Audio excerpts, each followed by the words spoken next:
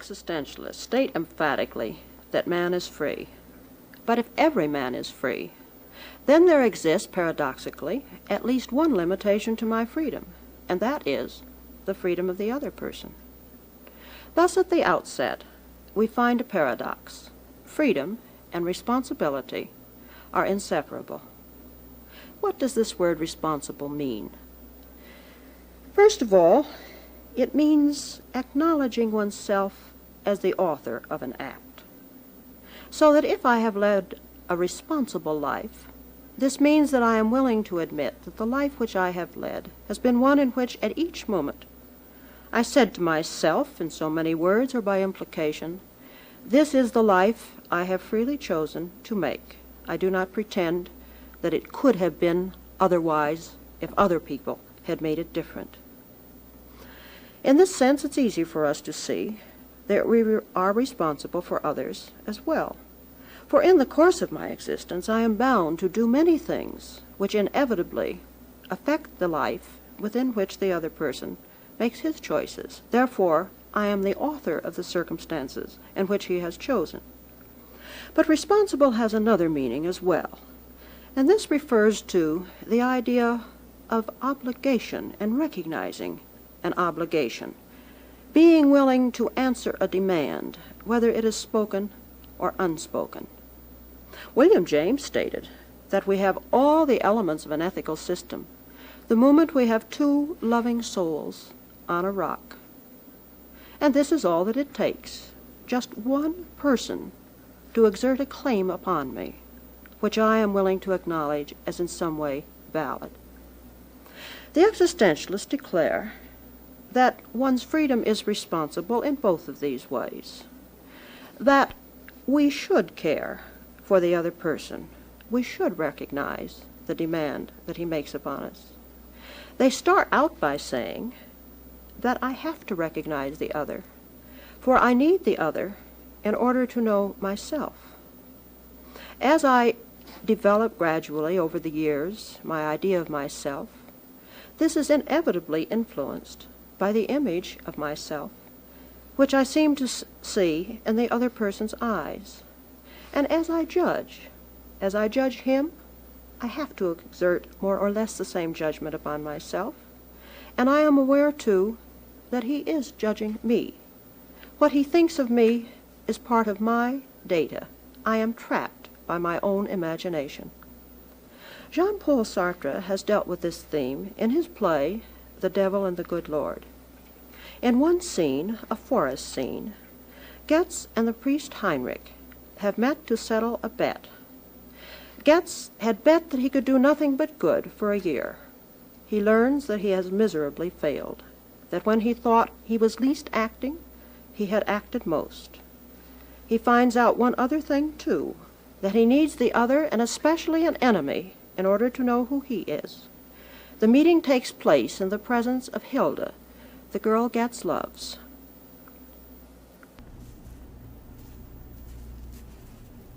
Happy anniversary, Goetz. Happy anniversary, Heinrich. The peasants are looking for you, to kill you. I had to run to get here before them. To kill me? The hell with it. They do me an honor. I thought I'd been completely forgotten. And why do they want to kill me? Last Thursdays, the barons cut Nastee's army to ribbons. 25,000 dead. It was a complete rout. 25,000 dead? Should never have engaged in the battle, the idiots. They should have... The devil. We're all born to die, aren't we? They put the blame on me, of course. They say you would have avoided the butchery had you accepted the leadership of the troops. Goetz. What is it? You cannot stay here. Why not? I must pay, mustn't I? But you have nothing to pay for. You are not guilty. You have no right to get yourself killed. That would be cheating. Ah, yes. Cheating. Well, I've cheated all my life, haven't I? Begin the interrogation. This is the moment. I'm ready. Tell her to go away. You will have to talk before me. I will not leave him. He's right, Hilda. This trial must be conducted in private. But why let him put you on trial? Let us leave the village. Hilda, I need to have someone judge me. Every day, every hour, I condemn myself. But I cannot convince myself because I know me too well to trust in myself. I cannot see my soul anymore because it's under my very nose. Someone must lend me his eyes. Take mine. No, you cannot see me either. You love me. Heinrich hates me, therefore he can convince me. When my thoughts come from his mouth, then I can believe in them. As human beings, we live outside ourselves. Since nobody ever is, or could be, a Robinson Crusoe from the moment of his birth, my being is affected at its very heart by my awareness of the other. I cannot judge him without knowing that at the same time I am opening myself to his judgment, and I am aware that as I judge him, I will be called upon also to judge myself in the light of what I have thought of him. Simone de Beauvoir points out that in my relations with others, they enable me to escape the limitations of my own finitude. Life would be unimaginably impoverished if we were limited to just those things which administer directly and immediately to our own needs. But through my interest in the other, I expand my own experience. I can even, in a sense, escape my own mortality, for I can make a meaningful part of my life the projects of others until even what happens after my death is significant for me and makes my life worthwhile. Camus has attempted to connect the idea of revolt with the feeling of the oneness of mankind. When a man says, "I will go this far and no farther, I prefer to die rather than to suffer this shame or this suffering," then, says Camus, he is asserting that there is something which transcends him, which is a value which is there for all of mankind, and human solidarity emerges. As Camus expresses it, I revolt, therefore we are. Sartre speaks about the us object and the we subject. It is perhaps easier to feel one with other people in the face of some common threat. In political terms, the us object emerges when you have an oppressed group facing conquerors or oppressors. But if the oppressed group suddenly asserts itself to throw off the yoke, then a we subject emerges as they try together to accomplish a value which is the same for everyone. And in everyday life, we are constantly aware of the emergence of this we, whether it be in the chamber music concert or the football team, where we accomplish not only something which we couldn't do alone in an external sense, but we develop our own capacities, our own potentialities, in a way that we could never do by ourselves. Christianity and existentialism, the humanistic sort, both assert the infinite value of every human soul, for different reasons, of course. For the Christian, all souls are infinite because they were equally, metaphorically at least, the children of God. For the existentialist, the humanistic existentialist, there is no God to guarantee this equality, but the mere fact that no subjectivity is privileged, and that all subjectivities are, from one point of view, isolated, means that each one, then, is equally valuable. No one has any right over the other in any absolute sense. One cannot, being logical, give any value to his own freedom without thereby asserting an equal value for all other freedoms, individually and collectively. And if I say that the other person's activities are no more significant than those of an ant, this is to say that all human endeavor is like that of the ant heap, including my own. One can, of course, refuse to acknowledge the responsibility. And the Christian can, I suppose, theoretically say, I believe in God, but I do not want his happiness. I do not accept his promise of heaven. But this is to be inconsistent and self-blinding. An existentialist, too, may choose to be self-blinding, but we can call him mistaken and dishonest. This perhaps seems a little too abstract, Let's notice how de Beauvoir has worked it all out in her novel, The Blood of Others. This is laid in pre-war France. The two central characters are Jean, who feels perhaps too acutely his responsibility, and Hélène, who can't get beyond the personal at all to feel that others even exist. They are talking together on the evening when they have heard the news that Austria has been annexed by Nazi Germany.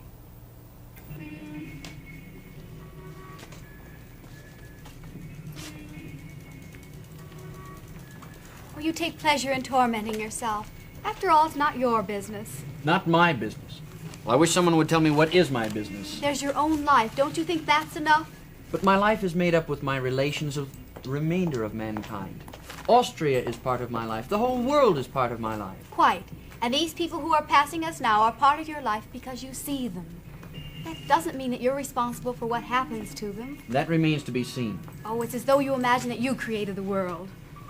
One day I read, each of us is responsible for everything and to every human being. It seemed so true to me. I don't understand. Well, of course, if you look upon yourself as an ant in an ant-heap, you can't do anything about anything. I'm not saying I could have stopped the Nazis' invasion by stretching out my arms.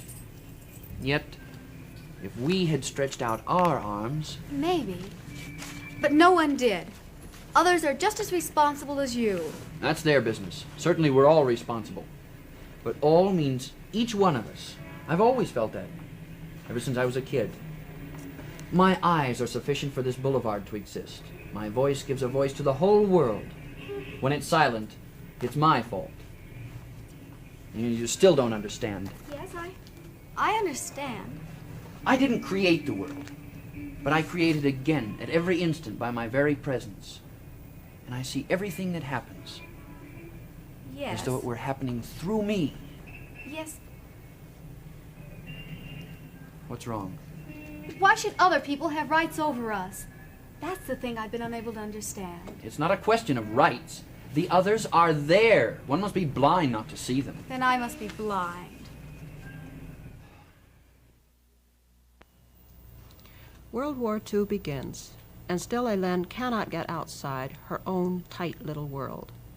By using influence, she manages to get Jean transferred out of the army and into a civilian job. And he is so disgusted he breaks with her completely.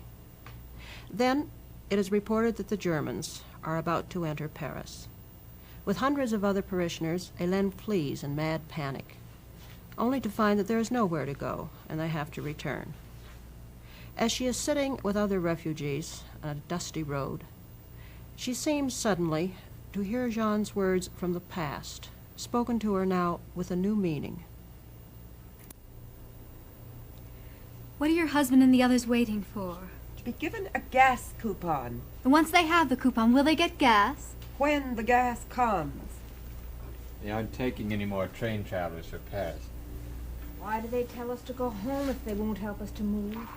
They say there's a famine in Paris. And here, they'd rather we died on our feet. The others are there. One must be blind not to see them. Are you from Paris? We come from one of the suburbs. I'm with these people who have a car. They may find some gas and be able to start off again. Would you like them to take you? They take us. Oh, I don't promise anything, but there is a chance. You must wait a little. They've given me 10 liters. Oh, we'll be able to get out of this place. They say it's easier to get food further ahead. Oh, please. Would you mind if I gave my place to the young woman who's over there with her child? Oh, I'll manage, if you'll be so kind to take my suitcase with you. This young woman? Yes. That child of hers will die if you don't take it away. What about you? It's impossible to carry an extra person in this car. I know. I told you I'd manage. Then she'd better get ready. Come on, get in.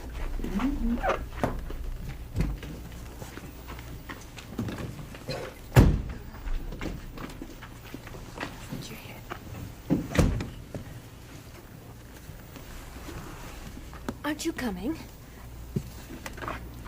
Goodbye. Thanks.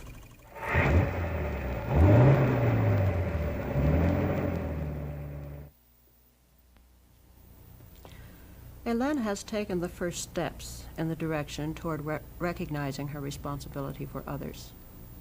But as the novel develops, she has to go further. She can see that a particular other is there and a part of her life, but she can't somehow feel the reality of the big events which are going on around her. She tries now to take refuge not in the personal, but in the impersonal. It's all a force of history, the march of history, she says. What have I to do with it? I can't stop the march of history. What have I to do with the Russians or the Germans or any other nation which tries to enter into some other country? I, as an individual, must simply submit to my destiny. But as time goes on, Hélène finds that no matter how impersonal she may feel the force of history is, the people who suffer are real. Again, a concrete event broadens her horizons. Her childhood friend, a Jewess, is about to be arrested and is likely to be sent to a concentration camp. She seeks help from Jean, whom she hadn't seen for a long time, and she tells him there that she wants to work with him in his resistance group, for she has come to know the existentialist lesson that history is carried on by people who live the history. And consequently, the war which comes is my war. The peace, whether shameful or prosperous, is my peace. By my very choosing not to do anything to stop events, I am allowing them to happen and furthering them on their progress. Hélène also finds the answer to another question. She had wondered throughout her life whether one could find any meaning to it, whether it was all worth living, and no intellectual answer had ever seemed to satisfy her. But as she works in the resistance movement, she comes gradually to know that life has meaning, it is worthwhile for me, at that instant when I find something which I am willing to die for. As it turns out, Hélène does give up her life as a result of her work in the resistance movement. Jean, the leader of the group, sends her out on a mission with a bomb, and as a result, she is fatally wounded.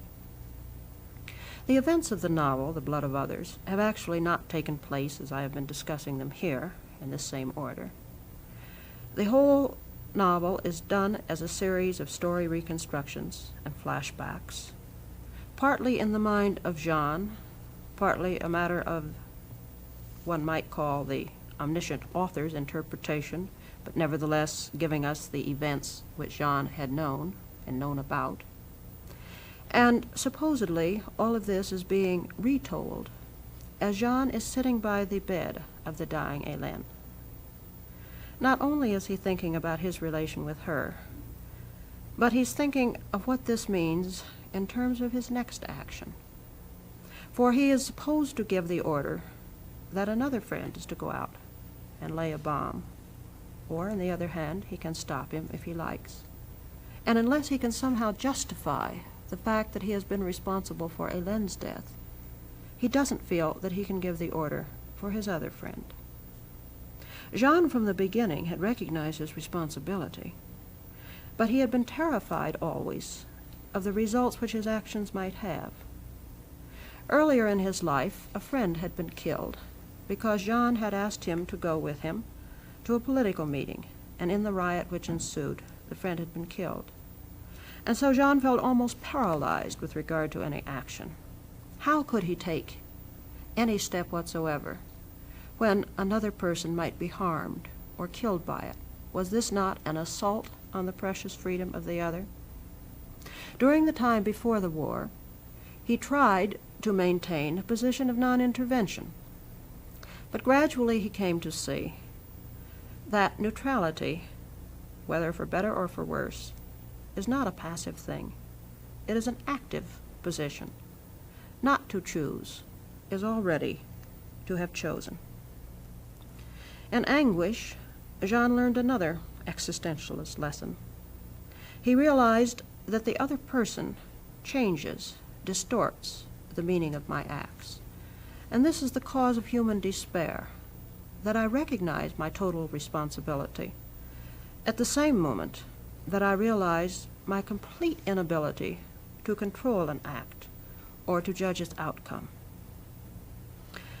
As Hélène dies, she finally gives to Jean some assurance. She explains to him that people, just like the things in the world, have to be, in a sense, the objects within which my freedom chooses itself and makes of itself a life. But just as I need the resistance of the outside world in order for me to take any action whatsoever, just as it is I who gives the significance to these actions, so with other people. I come to them, I interfere with their freedom. Whatever I do is an assault upon it. If I try to prevent them from risking their lives, this is just as much an assault as if I were to try to force them forward. But basically, I am to them just like the material world in which they live. I may assault their freedom by my action, but it is they who choose what significance to give my act. Let us look at the scene in which Hélène tries to tell Jean not to feel guilty.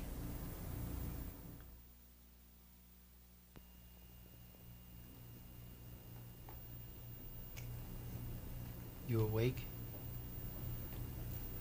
What did the doctor say? He didn't give much hope. I thought so. I don't mind. Hélène, you're here and it's my fault. Wherein lies the fault? It was I who wanted to go. But I could have forbidden you. You had no right to decide for me. That's what you used to say. But I let you choose. Did you know what you chose? I chose you. And I would make the same choice over again. No, I wouldn't have wanted any other life. You didn't choose me. You stumbled against me as you stumble against a stone. And now... Now? But what is there to regret?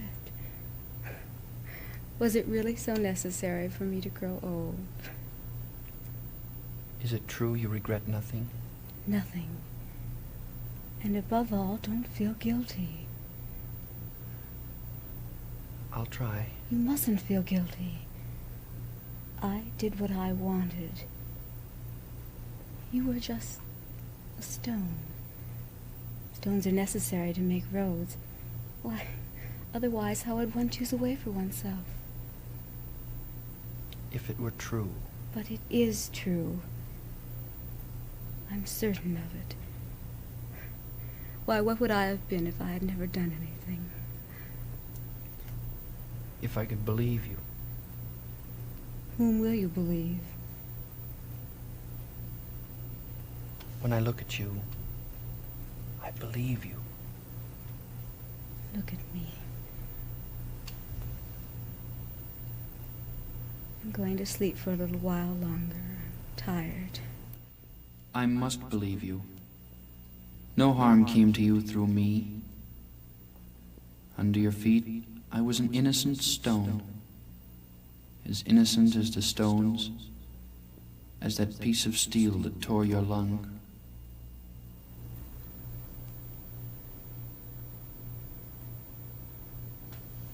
It was not I who killed you, Hélène. Hélène?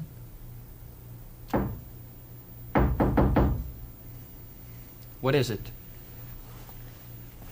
I want your answer. Yes, it's over. Did she suffer much? No. The time bomb can be laid within an hour. Do you agree or not? For you, only an innocent stone. You had chosen. Those who will be shot tomorrow have not chosen. I'm the rock that crushes them. I shall not escape the curse. Forever I shall be to them the blind force of fate.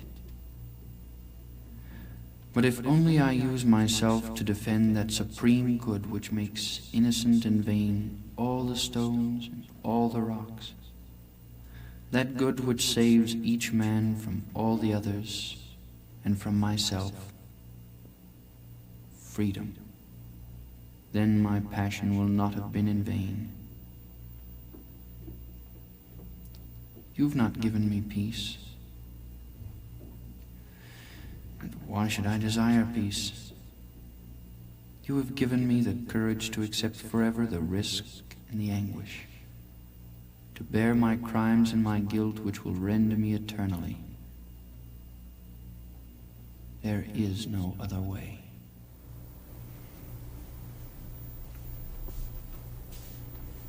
Don't you agree?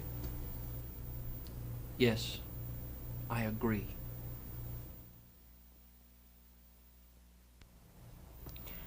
There we saw the full scope of the paradox of the existentialist view of responsible freedom.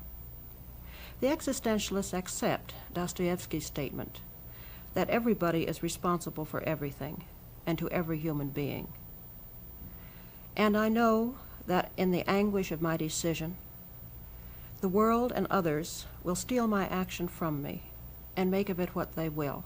There is no escape. And yet, whatever I do to others, whatever others may do to me, cannot be made by either one of us a way of evading our own responsibility. We are all, each one of us, totally responsible and wholly without excuse.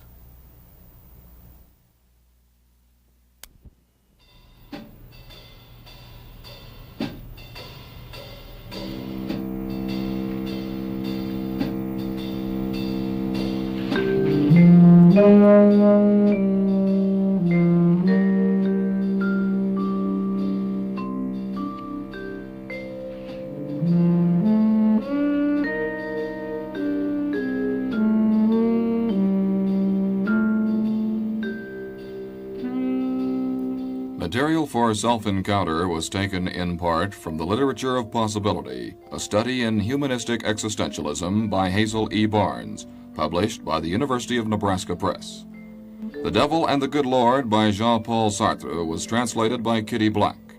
The Blood of Others by Simone de Beauvoir was translated by Yvonne Moyes and Roger Senhouse. Both books are published by Alfred A. Knopf, Incorporated.